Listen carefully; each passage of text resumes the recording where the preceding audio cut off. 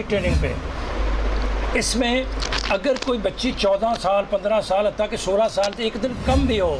اس کا نکاح ہی ویلڈ نہیں ہے. تو جو انہوں نے کہا کہ یہ تو اس کو اغوا سمجھتے ہیں، تو کیا وہ ادارے جن کے ذمے یہ کام ہے ایک بچی اپنے ماں باپ سے بچھڑ کر دوسرے پہ موجود ہے، تو ان کا جو نکاح جو شو کرتے ہیں وہ عدالت میں یا پولیس کو، وہ نکاح کرنے والوں کو قانون کے مطابق جو سزا ہے، چاہے وہ قید کی صورت میں ہے چاہے جرمانے کی صورت میں ہے، وہ اس کے مستحق ہے، انہیں سزا دی جائے، نہ کہ یہ بیچارے بے بس ہو کے در بدر جا کر یہ اپنے انصاف کی جو بھیک مانگتے ہیں. انصاف تو حق ہے، تو بھیک تو نہیں ہے. آج یہ پریس کانفرنس کرنے کا بنیادی مقصد یہ ہے کہ یہ جو کچھ کر سکتے تھے، بلکہ یہ یہاں تک بھی نہیں کر سکتے. مزدور آدمی ہیں، کسی دکان پہ سیل مین ہیں، کہاں ان کے پاس وقت ہے؟ تو اداروں کو چاہیے کہ ان کی بچی واپس کرانے میں مدد کریں، اور ان کی بچی کا نکاح پڑھانے والے جو لوگ ملوث ہیں اس میں، جو ہمارے جو بھی جنہوں نے بھی نکاح پڑھایا ہے وہ بھی، اور اس میں جتنے انوالو لوگ ہیں ان کو قانون کے مطابق سزا دی جائے. اس حوالے سے میں سمجھتا ہوں کہ ساہیوال میں human rights commission of Pakistan کی طرف سے بھی، اور ہمارا ہیومن رائٹس کمیشن جو نیٹ ورک ہے، مراد یاسین صاحب سے بھی میں کہوں گا کہ وہ اپنا اس حوالے سے موقف یا اپنا ایک جو ہے وہ بیان کریں. جناب مراد یاسین صاحب. بسم اللہ الرحمن الرحیم. سب سے پہلے تو میں یہ بتانا چاہوں گا کہ ماضی میں بھی اور اس وقت موجودہ حالات میں بھی معصوم بچیوں کو گمراہ کر کے پیار کے نام پر ورگلانا اور ان کو گھر سے بھگانا یہ ایک بہت ہی عام بات ہو گئی ہے، اور بہت سارے کیسز پاکستان میں ایسے رونما ہو رہے ہیں. اور آج ایک کیس ساہیوال میں بھی کرن شہزادی کے نام سے جو ہے ایک کیس گردش کر رہا ہے. اچھا، اب ان کے کیس کے متعلق تفصیلات سے بٹ صاحب نے بہت بہترین انداز سے آگاہ کیا. میں صرف اتنا بتانا چاہوں گا کہ ان کو کیوں ضرورت پیش آئی کہ یہ human rights civil society network کے سپورٹ کے لیے جو ہے وہ میدان میں اترے، اور کیوں یہ اس وقت میڈیا کا سہارا لینے کے لیے میدان میں اترے ہیں. اس کی ایک میجر وجہ یہ ہے کہ جب انہوں نے متعلقہ پولیس اسٹیشن میں رجوع کیا تو وہاں کے جو اعلیٰ افسران ہیں جن کی یہ ذمہ داری بنتی ہے کہ اس قسم کا نازک کیس جب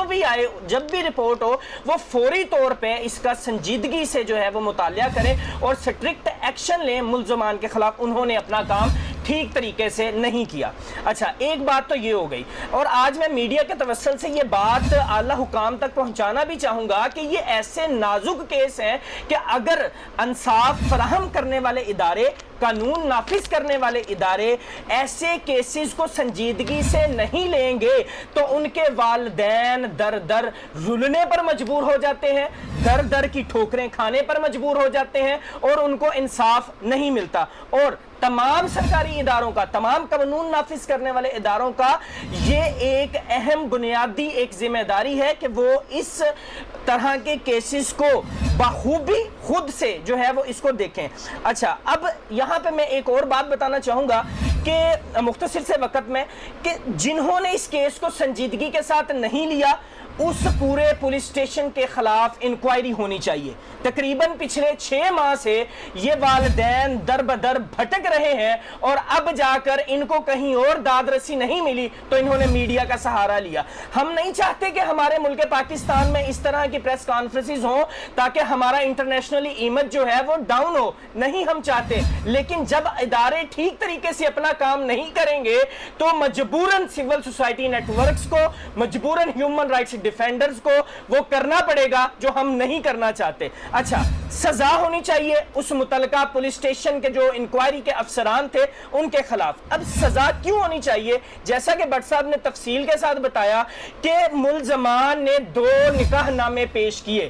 جب ان کا پہلا نکاح نامہ جھوٹا تھا تو جو متعلقہ پولیس افسر تھا تفتیشی، اس نے کیوں ملزمان کے خلاف انکوائری نہیں کی؟ یہ ایک بہت ہی اہم سوال ہے، اور میں سمجھتا ہوں کہ جو اس شہر کا متعلقہ ڈی پی او ہے اس کو سنجیدگی کے ساتھ اس کیس کا مطالعہ کرنا چاہیے. اس کے بعد میں یہ سمجھتا ہوں کہ سزا ہونی چاہیے اس افسر کو بھی جس نے نکاح کا اندراج کیا جبکہ اس نے یہ نہیں دیکھا کہ بچی کی عمر اس وقت 14 سال ہے. جبکہ قانونی تقاضوں کے مد نظر ہم لوگ دیکھیں تو جب تک کوئی بچی 16 سال کی نہیں کم سے کم، اور کوئی بچہ 18 سال کا نہیں، تب تک نکاح نہیں ہو سکتا. تو اس نکاح پڑھانے والے کو بھی اور اس نکاح رجسٹر کرنے والے کے کے خلاف بھی انکوائری ہونی چاہیے۔ اس کے علاوہ میں یہ سمجھتا ہوں کہ سزا ہونی چاہیے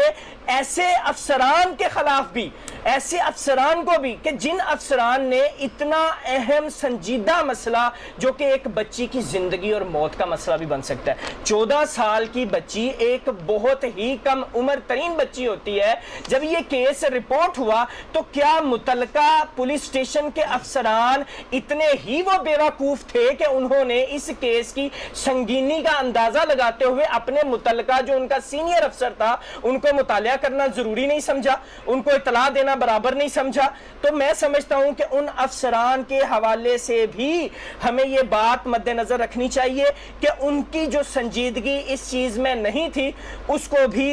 جو ہے وہ ایک سزا کا مرتکب بنانا چاہیے۔ اس کے بعد میں ایک اور جو ہے وہ گزارش میڈیا کے توسل سے یہاں پہ پیش کرنا چاہوں گا کہ میں یہ نہیں کہتا کہ ادارے بالکل بھی کام نہیں کرتے، ادارے کام کرتے ہیں، لیکن جب ادارے کام نہیں کرتے تب سائلین کو انصاف کے لیے در بدر بھٹکنا پڑتا ہے، اور جب ادارے کام کرتے ہیں تو ماضی میں جس طرح دعا زہرا کا کیس پورے ملک پاکستان کو پتا ہے کہ کس طریقے سے جو ہے جب ادارے حرکت میں آئے اور وہ بچی والدین کے سپرد کی گئی، تو یہ ساری کیس سٹڈی ہمیں بتاتی ہے کہ ہم نے اس کیس کو کس طریقے سے لے کر چلنا ہے۔ ممکن ہے کہ اگر بچی اس وقت یہ بیان دے رہی ہے کہ میں اس سے پیار کرتی ہوں اور میں اس سے شادی کرنا چاہتی ہوں، تو اگر ہم لوگ سائیکالوجیکلی سوچیں تو بچی اس وقت ان کے پاس ہے، تو ممکن ہے کہ انہوں نے ان کو کوئی ذہنی ٹارچر کیا ہو، ممکن ہے کہ اس کو کچھ ایسا مارنے کا دھمکانے کا کوئی ایسا جرم اس کا مرتکب کیا ہو جس وجہ سے بچی وہ بیان نہیں دے رہی۔ ہم چاہتے ہیں کہ بچی کو اگر والدین تک نہیں تو دارالامان شفٹ کر کے اس کیس کی مکمل انکوائری کرنی چاہیے۔ جب تک شفاف انکوائری اس کیس کی نہیں ہوگی تب تک ہم لوگ human rights civil society network ہم لوگ اپنی آواز بلند کرنے سے باز نہیں آئیں گے۔ اور میڈیا کے توسل سے میں یہ بات بھی واضح طور پہ بتا دینا چاہتا ہوں کہ ہم لوگ ذاتی طور پہ یہ نہیں چاہتے کہ ہم لوگ اداروں کے خلاف جائیں، ہم صرف اتنا چاہتے ہیں کہ ہم اپنی آواز کو بلند کر رہے ہیں معصوم بچوں کے حق کے لیے، والدین کو ان کا حق ملے اس حوالے سے، اور اس کے علاوہ اگر ادارے یہ کام نہیں